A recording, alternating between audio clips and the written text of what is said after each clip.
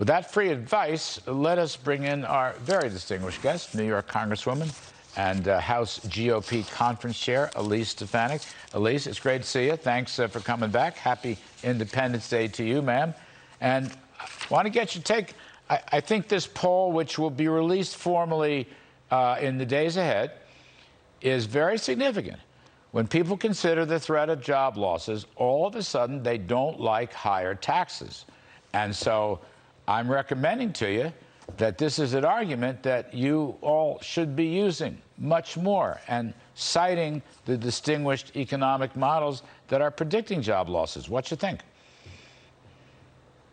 I agree with you, Larry. Republicans are going to focus on economic growth and focus on how we are the party of tax cuts and not tax hikes. As you pointed out, President Biden has proposed trillions and trillions of dollars of new taxes, whether it's increasing the rate of the death tax through the step up, or whether it's getting rid of our tax sovereignty and farming it out to Europeans, which puts American workers and American companies at a disadvantage. It's particularly troubling, Larry, because we're coming out of a pandemic and we still have over 9 million Americans who are unemployed. We need to focus on job creation, not policies such as higher taxes, which will lead to job losses. And I think the polling is quite interesting. This resonates not just with Republicans, but with Democrats and independents as well. I know in my district, at this time, particularly as Americans are facing inflation, the highest rate since 2008, the last thing they want is higher taxes. Yeah, you see, it's funny. Now, as you would guess, President Biden advocating for his higher taxes, you know, he advocates for so-called racial equity, redistributionism. You know, that crowd doesn't talk about growth. But I think that you might consider, this is just a suggestion, you know, Kudlow, it's a free advice, you take it or not. But some of these economic models, this is, you know, very reputable outfits. In other words, Biden says, well, we think this. I think you got to put the tax foundation up there. You got to put the Wharton Penn model is very interesting. University of Pennsylvania Wharton Business School, very good B school, of course. And the National Association of Manufacturers, their model comes from Rice Institute in Texas, or Rice University now, which is a hell of an impressive place. I would quote them. You know, they're all showing, by the way, about a 1 to 1.5% loss in the economy and jobs over the next, 10 years. I would say that. I mean, I know we have to emphasize spending, and there's too much spending going on, but at least don't forget the tax side, and when you get the taxes, it's about jobs.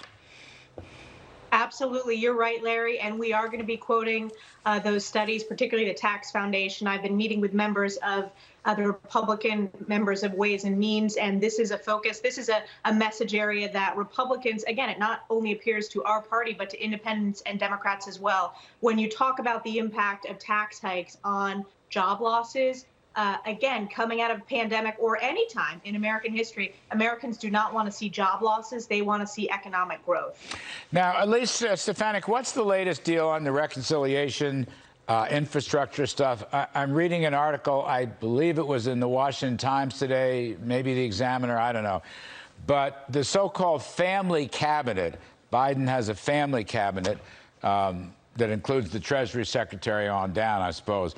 But they're out there hustling for reconciliation as well as infrastructure. In other words, they have not given up on the Green New Deal or the family infrastructure, which is, of course, where the tax hikes come into play. So I don't think they've changed their stripes, even though the president seemed to walk it back. What do you think? What are you hearing? My assessment is that President Biden killed any chance for a bipartisan infrastructure bill, despite the fact that he announced his support the day after. He then announced a veto unless it had the Democrats' larger behemoth package attached to it to reconciliation. They walked that back, but then they put out White House senior advisors, and they wouldn't answer yes or no whether President Biden would sign a truly bipartisan infrastructure deal. What we saw last week when we were in session is Democrats put on the floor a highly partisan infrastructure bill, not paid for. $1 out of every $2 went to Green New Deal programs. And that's just not where the American people are. Republicans have put forth our infrastructure plan that's using the unused COVID funds. So again, that's the pay for, whereas Democrats Democrats don't want to talk about a pay for their bill. And ultimately, we know it's the American taxpayers that are going to pay for this. So I agree with you, Larry. My assessment is there's going to be so much pressure from the left that we will not see a bipartisan infrastructure package. And the person who will be held accountable for that is President Joe Biden. Elise, when is this going to play out legislatively? You need a budget resolution. All right, I mean, I've been through this a couple times in my occasional careers in the government. You need a budget resolution. I don't see a budget resolution. I do see an infrastructure package, but I see a very vague one without many specifics on spending or pay-fors. So in your judgment, you're part of the leadership now. Congrats, as always. But when is this going to play out? What's the timeline? Well, it's a great question, Larry. Of course, we will go back into session for a few more weeks in July before our August work period, and Democrats have a long, long to-do list. The challenge they're going to face is they have far left members of their party and then members who are less further to the left, but are pretty progressive.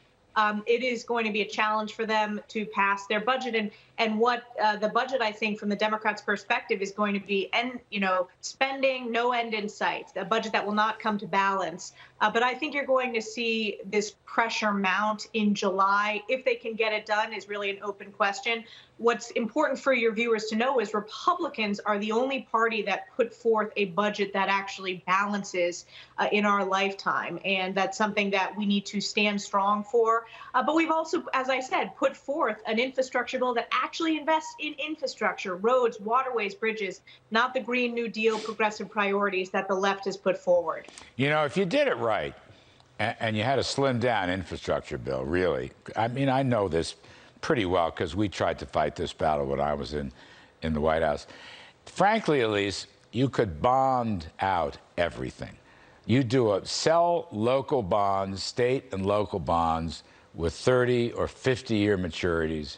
That matches the infrastructure efficiency, if you will. You're essentially swapping out an asset for a liability. You don't need any darn taxes at all. And everybody knows that. Everybody knows that if it were a decent bill.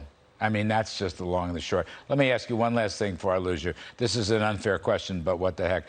Will the SALT tax deduction be restored in any bill? Well, the challenge with what Democrats have put forth in the SALT deduction is they want a tax hike at the highest rate. And they also have infighting within their own party. So I don't think they get that done.